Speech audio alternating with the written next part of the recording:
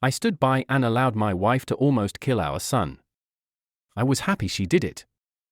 Okay, fair warning, this one is long as hell. Apologies for that, but this is very hard for me and I have been carrying it for a lot of years. On the advice of my therapist, I've written it all out to try to work out my feelings on it. He didn't advise me to submit it to Reddit, of course, but I have struggled with this for a long time and I need to hear other people's opinion on it. I still really have no idea how I feel about it, even after all these years, but I will submit for judgment by the masses. I know I did wrong on some things, probably a lot of things. I tried to do my best that I could. My son was very troubled. Very troubled. If you have seen the movie We Need to Talk About Kevin, it will really help to understand what I'm talking about, because I swear to God when I watched that film I thought I was watching a documentary of my life. I felt like the writer must have had cameras hidden in my damn house, that's how accurate it was. The only difference is that in the movie, the boy appears normal to his father and only reveals his true nature to his mother. With my son he didn't have that mask. His insane behavior was the same with everyone. From the day he was born, my son just came out wrong. He was planned. My wife and I tried to get pregnant and were ecstatic when he was born. He was wanted and loved. We showered affection on him and really tried to give him a happy childhood. But from the day we brought him home from the hospital, he was miserable. He cried for 13 months straight. I'm not exaggerating. 13 months without a break, he cried until he had no voice left and kept crying. You could see his little face scrunched up and no sound coming out, totally hoarse. There were times he would literally be crying in his sleep. I've never seen or heard of any other kid able to do that. We brought him to doctors, specialists, tried changing his diet, held him, rocked him, toys, swaddling, music, mobiles, everything we could think of. Nothing worked. 13 months of grinding, no sleep hell. Once he got over the crying stage, we thought we were out of the woods. But it quickly became clear that for some unknown reason, he was just angry at being alive. I never saw that kid have a genuine, joyous smile once in the time I knew him. I saw him grin a vicious, horrible grin many times, taking a perverse pleasure from causing pain or suffering or breaking a rule, but a smile from real pleasure at something nice? No, never. Not once. He had no interest in anything positive. He was fueled by hate, and everything he did was bent toward that. As soon as he could walk, his mission in life was to destroy things. He would break or try to break anything that came in his range, smash it, chew it, throw it in the toilet, whatever he could. After a while he figured out how to get his diaper off and took great pleasure in shitting and pissing anywhere he could. After a while he figured out he could hide it and started pissing and shitting in places we wouldn't find right away, grinding it into carpets, making it even more of a problem to clean and making the house stink. When he got older, ages 9 to 15, he would piss and shit in our bed until we got a lock on our door and he wasn't able to get in anymore. Then he'd just take a dump in the hallway in front of our room. That biological warfare started around 2.5 years old and he never grew out of it. I'll try to speed it up as I could literally go on for days about this stuff, but as he grew older, he became more and more unmanageable. He would bite, kick, scream, scratch and spit at anyone trying to do anything with him. He was kicked out of school twice before he was 9, then let him back in and then kicked him out for good. He had to change schools. The next one put him in a special class that kept him away from the other students. We had to install a door and lock on the kitchen because he would steal knives and use them to gouge the walls, furniture, or chase people with them. When he was 10, he stabbed me pretty good in the hip and ass. I still have the scars. As he grew older, he grew darker. He moved into setting things on fire and torturing local animals. There was a stray dog that hung out around the park near our house. My son blinded it in one eye with a barbecue fork. He would dip cats' tails in gasoline and light them on fire. He became a violent, stinking, vicious beast that lived in our house. We couldn't do anything with him. I will take this opportunity to preempt the tsunami of messages. Yes, we had the kid in fucking therapy. He saw a psychiatrist twice a week and had God knows how many different medications prescribed to him over the years. Nothing worked. Therapy didn't work. Meds didn't work. Nothing fucking worked. He was like a poison cloud of hate and fury lashing out at anything in his reach. When my son was 16, my wife got pregnant again. I can't tell you how different our reaction was. Instead of joy, we felt horror. This pregnancy had not been planned, and we really were at a loss over what to do. My son had been such an unending nightmare for 16 years, we couldn't take the idea of starting again from the beginning. We talked a lot about terminating, but A, access to abortion was not as easy in those days as it is now, and B, my wife was very against it. We talked about many options. In the end, we decided that my wife would have the baby, and if it turned out evil, we would put it up for adoption. We knew we just couldn't do it again with another child like our son. We had a daughter. She was normal. Suddenly we saw what our lives should have been like the whole time, how things would have been had our son not been himself. She laughed at things. She breastfed without biting, she didn't have teeth yet anyway, but you could tell she was just trying to eat, not tear her mom's breast off. After 4 months, she was sleeping through the night. She was happy. She was normal. I can't describe the relief and happiness that we both felt, I don't have the words for it. This where I believe I may have started really pulling back from my son. Up until that time, whatever mistakes I made, I had always tried to do the best for my son, I am convinced of that. I tried to help him and love him and care for him, I really tried. But when my daughter was born, my wife and I both instinctively just turned toward her. She became our focus, not from malice, but just because she was so much easier. She was so happy and sweet, every moment we were with her was like magic. I understand this was wrong, but we honestly couldn't help it.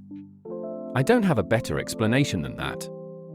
My son hadn't given a shit about my wife being pregnant, I honestly don't know if he really understood it, but when we brought our daughter home he started acting out even more. I didn't think it was possible, but he took it up another notch. At this time he was 17, and we were having blowout screaming matches daily. Usually after we fought, he would storm out of the house and disappear for hours at a time, or come back the next morning. It was a relief. I started to actually look forward to our fights because it would get him away from us for a while. After the birth of our daughter, my relationship with my son was almost entirely gone, our only real interactions were screaming at each other. My wife was even worse with him, she just had nothing left. By that time, if our son even came into the same room as her, she would just stop whatever she was doing and start screaming, "Get the fuck away from me. Get away. Get the fuck out," until he left. He started spending more and more time out of the house, which was a blessing for us. I have no idea what he got up to out in the world, but we were just happy it wasn't being inflicted on us. As a consequence of our son's behavior, we had invested heavily in locks around our house. All of the cheap, thin interior doors in our home had been replaced with thick, dense wood doors that couldn't be kicked through, equipped with keyed locks that my wife and I carried keys to. I know it sounds extreme, but locks and heavy doors were the best way we had found to create safe spaces from him. And again, before I am inundated with messages, I was not locking my son in rooms like a prisoner, he had free reign of the house and could come and go as he pleased. My wife and I would lock ourselves in rooms to protect ourselves from him, if anything we were the prisoners in our own home. On the day in question, I had fought with my son in the morning and he had left the house in a rage. My wife and I were enjoying some peace and quiet in the kitchen while our daughter napped in our bedroom. And then my daughter began crying.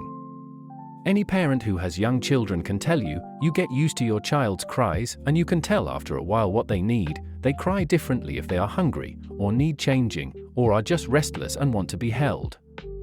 Babies can communicate pretty well before they can speak. This cry was none of those things. This cry was terror. The second we heard it, my wife and I were both up out of our chairs and running to the room.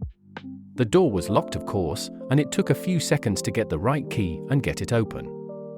My son was in the room. We lived in a bungalow, and the bastard had climbed in the window to get to her. He was standing over her crib with a steak knife in his hand. I have no idea where he got it, it wasn't one of ours, we controlled our knives very carefully and always kept them in locked drawers. I think he may have stolen it from one of our neighbors' houses. He had broken her skin twice already, once in the belly area and once on her arm. I could see blood running down. When I entered the room, he was dragging the back of the knife down her face, not cutting, almost tickling her with it, teasing her while she screamed. He looked up at us and smiled. Before I knew what I was doing, I was already moving, running to put myself between them.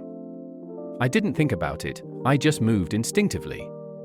Even with that, my wife got there faster. It was like a movie on fast forward. She got to our son and bashed his hand away, knocking the knife across the room, and then shoved him with her whole body weight, so hard that he flew away from the crib and bounced off the wall. I picked up my daughter and held her while my wife screamed us. I could see her shaking, almost convulsing. I can remember the smell of the room, the sound of my daughter screaming and wailing. The look on my son's face as he stood there. Just nothing.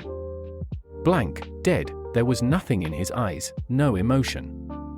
He looked like an alien to me. I watched my wife take a step toward him.